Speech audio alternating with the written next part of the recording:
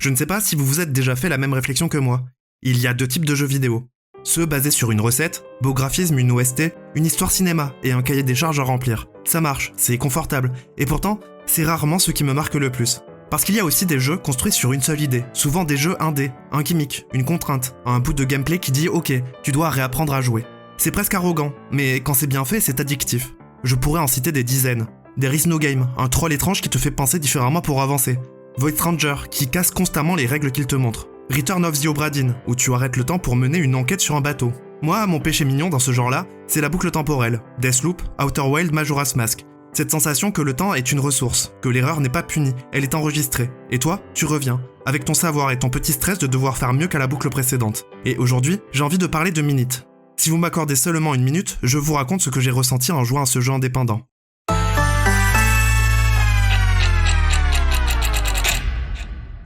Je ne sais pas si vous vous êtes déjà fait la même réflexion que moi. Il y a deux types de jeux vidéo. Ceux basés sur des beaux graphismes, et il y a des jeux plus simples, en pixel art. Minit, c'est un jeu indé, en noir et blanc, vu du dessus, très Zelda dans l'idée. Sauf que sa règle, c'est un coup de massue, 60 secondes. Pas un défi bonus, ta durée de vie. Et après, écran noir, retour à la maison. Attendez, je me répète.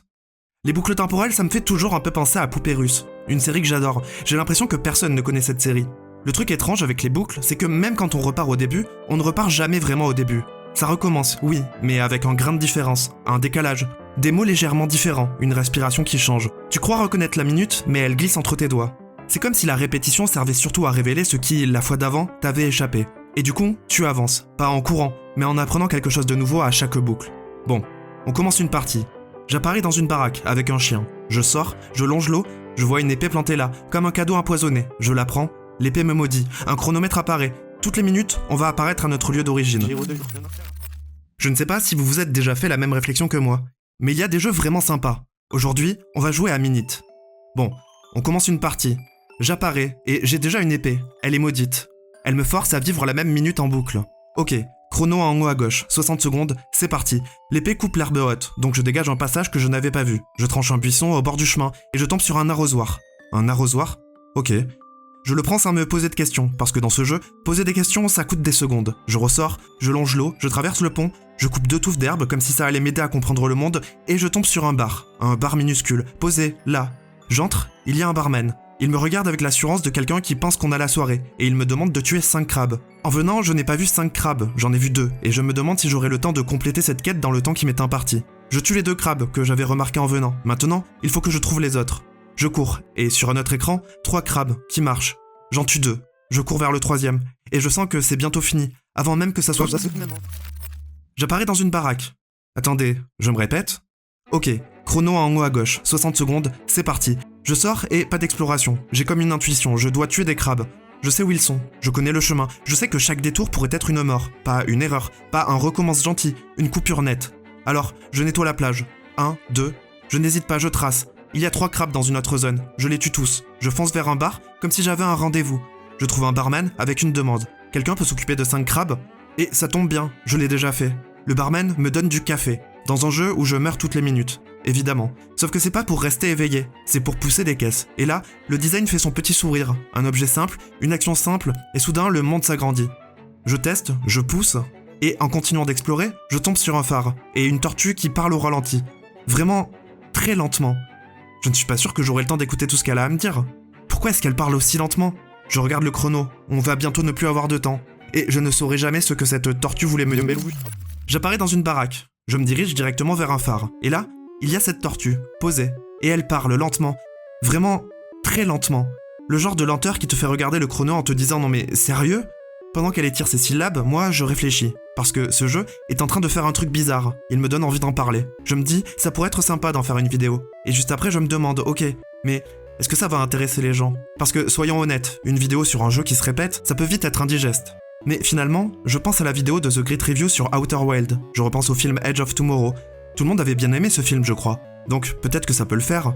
Le plus important serait que les gens ressentent ce qu'on ressent en jouant à Minit. Je sais que pour ma vidéo sur Frostpunk, j'ai eu des commentaires de personnes qui m'ont dit avoir ressenti la pression du jeu, sans y jouer. Je me fais tout ce débat intérieur pendant que la tortue parle, toujours, lentement. Et finalement, elle lâche l'indice, comme si c'était la chose la plus simple du monde. Un trésor, au requin, nage vers l'ouest, cap au sud. Elle a mis tellement de temps à dire ça que je vois mon chronomètre en haut qui est presque fini. Mais au moins... J'apparais dans une baraque, je sors, je ne fais pas semblant, je vise un truc précis, je pousse des caisses, comme si mon personnage avait bu un café, comme si c'était devenu une capacité naturelle. Je n'hésite pas, je trace, je n'ai vraiment pas le temps, parce qu'une minute, c'est très court. Donc je pousse, je passe, je coupe l'herbe, et je ramasse une clé de phare, comme si c'était un ticket pour respirer. Sur la route, je croise un mec posé là, tranquille, comme si le temps ne fondait pas au-dessus de nos têtes. Il me parle d'une usine. Mais je n'ai vraiment pas le temps, donc on verra plus tard si j'ai le temps d'avoir un plus tard. Je descends vers le phare que j'avais repéré un peu plus tôt, et devant, il y a cette tortue, posée. Et elle parle lentement. Vraiment, très lentement. Le genre de lenteur qui te fait regarder le chrono en te disant « Non mais, sérieux ? Je n'ai vraiment pas le temps. » Donc, j'ouvre la porte du phare, je monte l'échelle, en haut, je récupère une lampe torche. Et là, le jeu me donne la solution à un problème que je n'ai même pas encore rencontré. Genre, tiens ça, tu vas en avoir besoin. Gardez ça en tête. Dans ce jeu, les objets ne sont pas des récompenses, ce sont des permissions. Le temps file, le chrono se vide. Je n'ai vraiment pas le temps. Parce qu'une minute... J'apparais dans une baraque. Je sors, je file au nord. Et là, un petit donjon sombre. Sauf que j'ai une lampe torche. Donc l'obscurité n'est pas un mur. C'est juste une ambiance. Je remarque que l'endroit est rempli de serpents. Je traverse, je zigzague, je prends des coups, je panique. Je me rappelle que paniquer coûte du temps. Et je panique quand même. Parce que le cerveau humain, en une minute, il ne devient pas zen. Il devient pressé. Je sors de l'autre côté, et sur la droite, un taureau me charge. On n'a pas le temps d'être prudent. Parce qu'une minute, c'est très court. Alors j'esquive et je tape. Quand j'en viens à bout, il lâche un cœur. Un vrai cœur, permanent. Pas un bonus temporaire, un truc qui reste. Ça veut dire que dans une minute, je ne serai plus exactement le même. Ça recommencera, oui, mais avec un grain de différence, un décalage, une intention, des mots légèrement différents, peut-être une respiration en plus. Attendez, je me répète. Je continue à droite et je tombe sur une caravane, un refuge, un feu, des caisses et surtout un lit. Un lit posé là, tranquille, comme si on avait le temps de dormir dans un jeu qui ne me laisse qu'une minute. Quand j'interagis, justement, on me propose de dormir. C'est absurde, mais j'ai envie de savoir ce que ça fait. Donc j'interagis. J'apparais dans une caravane. Petit feu, lit minuscule, et ce calme bizarre qui te donne l'illusion que tu viens de tricher. Je sors, sable partout, on dirait que le monde est trop grand pour être visité en une minute. Au sud, 2 panneaux. L'un parle d'un naufragé à aider, l'autre parle d'un temple secret sur la droite. Je descends encore. 2 écrans plus bas, un type est allongé dans le désert, assoiffé. Comme une quête qui n'a même pas eu le temps d'être une phrase. Et là, je sors l'arrosoir. Oui, j'ai un arrosoir, dans mon inventaire. Je ne me souviens pas quand est-ce que je l'ai récupéré, mais en tout cas je l'ai. Je verse, il boit. Il revit, il me remercie pour 3 gouttes. Et moi, je repasse par les panneaux, le temple secret me regarde, je le regarde aussi. On se comprend pas aujourd'hui. Je m'enfonce plus loin, et là, un oasis apparaît, littéralement. Comme si le désert avait un interrupteur caché. Dans l'oasis, un spectre m'attend. Il lance des épées, il fait le malin, moi je tape. Un coup suffit. Il tombe, et au sol, un objet reste là, tranquille. Grâce à cet objet, maintenant, je peux lancer mon épée. Le geste a l'air assez compliqué, mais on sait que ça existe, et ça change tout. Les ennemis ne sont plus à portée, ils deviennent ciblables. Ça veut dire que des chemins bientôt vont s'ouvrir. J'apparais dans une caravane. Petit feu, lit minuscule. Je sors, sable partout. Au lieu de courir n'importe où, je pars à gauche. Je traverse une mare. De l'autre côté, je trouve un naufragé qui me dit que je l'ai aidé quand il mourait de soif. Il me remercie pour 3 gouttes. Il est debout, vivant, et surtout, il a ouvert un passage sur la gauche. Je continue, un escalier qui descend. Je dévale les marches, parce qu'une minute, c'est très court. Sous-sol, petit coffre, et dedans, un gant. Un gant de jardinage. Le jeu me donne la solution à un problème que je n'ai même pas encore rencontré. Genre, tiens ça, tu vas en avoir besoin. Gardez ça en tête. Dans ce jeu, les objets ne sont pas des récompenses, ce sont des permissions. Je remonte, je tape un arbre, il tombe. Donc maintenant, grâce à ce gant, je peux couper les arbres. Je continue un peu, je descends, et je trouve une souche qui bloque le passage. Je tape. Ça cède, et d'un coup, un raccourci s'ouvre. Je trouve une cabane, avec un chien, et un lit posé là, tranquille, comme si on avait le temps de dormir dans un jeu qui ne me laisse qu'une minute. Quand j'interagis, justement, on me propose de dormir. C'est absurde, mais j'ai envie de savoir ce que ça fait, donc j'interagis.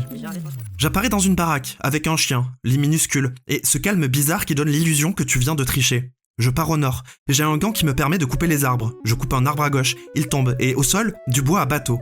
Pas du bois pour un bateau. Donc je descends vers la côte, près du phare, un naufragé avec un bateau à moitié cassé. Et ça tombe bien, parce qu'on a quelque chose qui s'emboîte. Je lui donne du bois, il le prend et commence à réparer. Et pendant qu'il répare, moi, je réfléchis. Des boucles temporelles, j'aime vraiment ça. Cette sensation que le temps est une ressource, que l'erreur n'est pas punie, elle est enregistrée. Et toi, tu reviens. Et je crois qu'au fond, tout le monde aime bien ça. Pas forcément les boucles, en mode gimmick de game design, mais l'idée. Peut-être que ça marche parce qu'on vit déjà tous dans une sorte de boucle. Un truc un peu camusien, absurde, où tu refais les mêmes gestes chaque jour, les mêmes trajets, les mêmes micro-routines. Et du coup, quand ton jeu te dit recommence, c'est stressant, mais on connaît la recette. Peut-être qu'au final, ce qui compte, c'est le moment où tu fais quelque chose d'un peu différent. Même si c'est minuscule, ça recommencera, oui, mais avec un grain de différence, un décalage, une intention, des mots légèrement différents, peut-être une respiration en plus.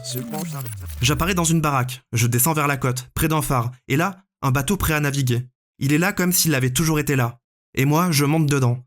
Et pendant quelques secondes, le jeu me transporte. Pas de combat, pas de caisse, pas d'optimisation. Juste l'écran qui glisse. Ça fait bizarre parce que ça ressemble presque à du repos. Attendez, je me répète. J'arrive sur une île, le chrono repart évidemment, donc je cours à droite et je coupe un arbre, il est immense. Il tombe et au sol, une clé de cave. Je la récupère et je continue mon exploration. Je découvre une cabane avec un lit posé là, tranquille, comme si on avait le temps de dormir dans un jeu qui ne me laisse qu'une minute. Quand j'interagis, justement, on me propose de dormir. C'est absurde, mais j'ai envie de savoir ce que ça fait, donc j'interagis. Je ressors, je vois une caisse et un pont cassé. Je pousse la caisse, je libère le passage, je vois des bidules à frapper, des trucs qui se lèvent. J'en tape un, j'en tape deux.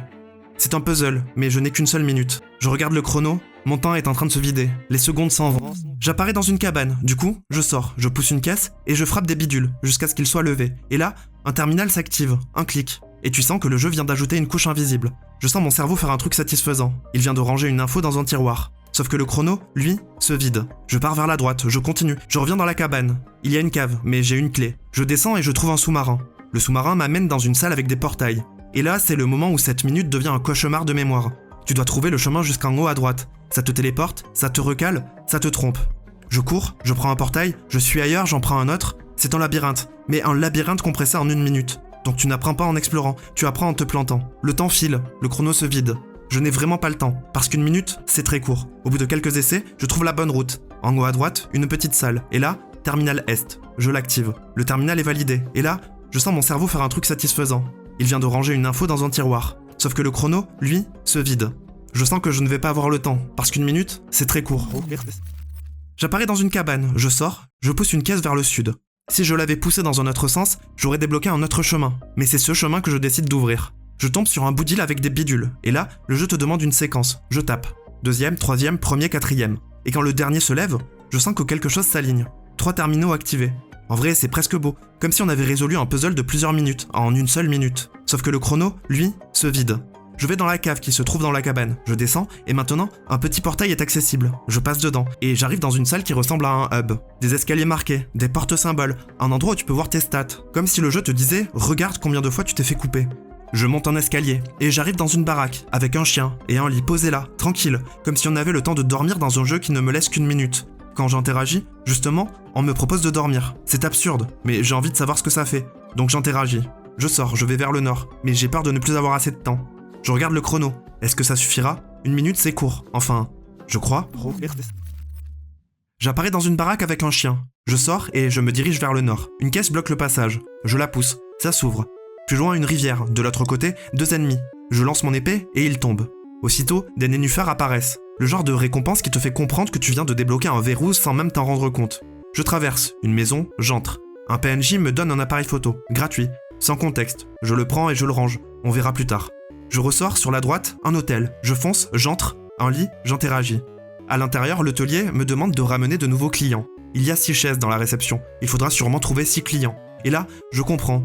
Minute prend une quête classique et il la découpe en minutes. Comme si le jeu te forçait à transformer un récit en montage. Et là, je me dis que ça pourrait être sympa d'en faire une vidéo. Découper mon récit en petits morceaux pour transmettre le ressenti de Minute. Ça risque d'être un peu frustrant peut-être, mais finalement, est-ce que c'est pas le ressenti de Minute? Un peu de frustration qui aboutit à beaucoup de satisfaction pour une minuscule action. Et tu considères ça comme une victoire, parce que c'est une victoire. Peut-être qu'au final, ce qui compte, c'est le moment où tu fais quelque chose.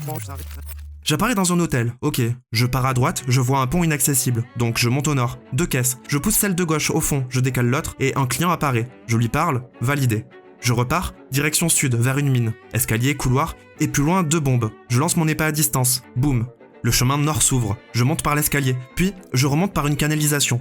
Je suis de l'autre côté du pont. Tout au nord, un levier, je l'active.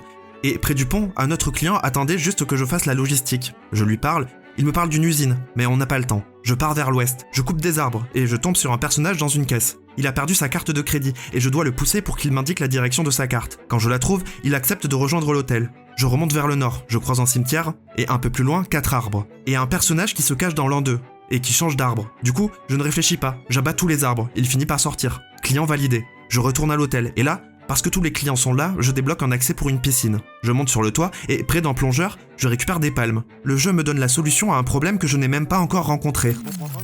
J'apparais dans un hôtel. Je sais que chaque détour pourrait être une mort, pas une erreur, pas un recommence gentil, une coupure nette. Je sors et je me dirige vers une mine, au sud. J'ai des palmes, je peux nager donc je traverse. J'arrive dans une usine, une machine qui fabrique des épées maudites qui bloquent les utilisateurs dans des boucles d'1 minute. Je résous un casse-tête avec des caisses que je déplace pour enrayer une machine.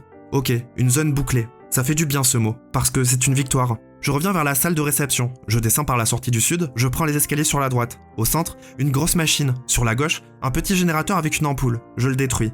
Puis je vais à droite, sur un tapis roulant, et j'actionne des interrupteurs pendant que ça me transporte. Et enfin, dans une autre salle, je frappe une machine, et mon épée se bloque dedans.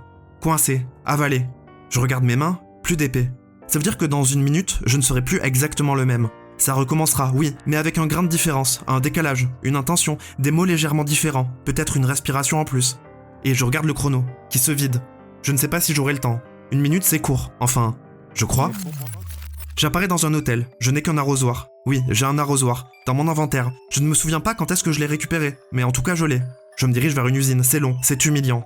J'arrive devant une machine, une épée est là, plantée, coincée, et je verse de l'eau dessus. Dans une usine d'épée, avec un arrosoir, dans un jeu où je meurs toutes les minutes. C'est absurde. Mais ça marche, l'épée se transforme en méga épée. Je monte vers une salle avec une grosse machine centrale, je frappe avec la méga épée, et un boss apparaît. La salle devient un manège de lames, 8 épées autour de lui, comme une couronne, et chaque seconde est un piège. Ça claque, ça siffle, ça traverse la pièce en diagonale, et ça te force à bouger avant même d'avoir décidé où aller. Je prends des coups, je panique. Je me rappelle que paniquer coûte du temps, et je panique quand même, parce que le cerveau humain, en 1 minute, il ne devient pas zen, il devient pressé. Je frappe, une épée, puis une autre, et à chaque fois, je sens que je gratte 1 millimètre sur quelque chose de plus grand que moi. J'ai peur de ne pas avoir le temps, de me faire couper, pas vaincu, pas dominé, coupé. Du coup, j'essaie de faire de mon mieux, je vais aussi vite que je peux, je cours dans tous les sens pour briser les épées. Mais le chrono se vide, je ne sais pas si j'aurai le temps. 1 minute, c'est vraiment très court.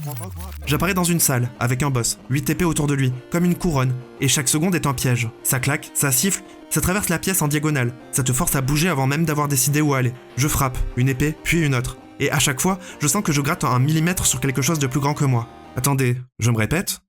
J'attends le bon moment, je fonce quand je vois une ouverture. Au bout d'un moment, il reste une dernière épée, je la brise.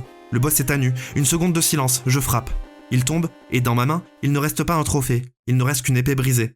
C'était une épée maudite, elle faisait vivre une boucle d'1 minute à son utilisateur. Je monte à l'écran supérieur, couloir à droite, des toilettes. Et là, je jette le reste de cette épée maudite aux toilettes, pour en finir une bonne fois pour toutes. Et pour la première fois depuis le début, la minute s'arrête. On a le temps de se poser, de réfléchir, de penser à ce qu'on vient de faire. Pendant quelques secondes, pas de combat, pas de caisse, pas d'optimisation. Ça fait bizarre parce que ça ressemble presque à du repos. Parce qu'1 minute, c'est court. Enfin, je crois.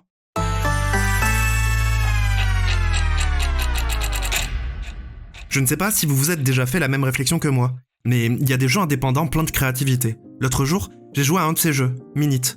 Si vous m'accordez seulement 1 minute, je vous raconte. Minit, c'est le genre de jeu qui a l'air minuscule. Des pixels noirs, des pixels blancs, vus de dessus, une petite maison, un chien, une épée. Sauf que sa règle, c'est un coup de massue, 60 secondes. Pas un défi bonus, ta durée de vie. Et après, écran noir, retour à la maison. Sauf qu'en vrai, tu ne recommences pas, tu réécris. Des mots légèrement différents, une respiration qui change. Tu crois reconnaître la minute, mais elle glisse entre tes doigts. À chaque boucle, le monde est identique, mais toi, tu n'es plus exactement le même. Tu sais, tu ajustes. Tu coupes en détour, tu gagnes 1 seconde, tu obtiens de petites victoires. Et sans t'en rendre compte, tu te mets à vivre comme un développeur indépendant, avec une contrainte ridicule et beaucoup trop d'entêtement. Comment faire tenir un monde entier dans 1 minute? Comment faire exister une aventure avec 3 pixels et une idée? C'est ça que j'aime là-dedans. Pas le chrono, pas la punition, l'élan. Cette passion presque arrogante de dire je vais faire un jeu autour d'un truc tout bête. Et vous vous en souviendrez. Attendez, je me répète? Enfin, voilà. Minit, en gros, c'est ça.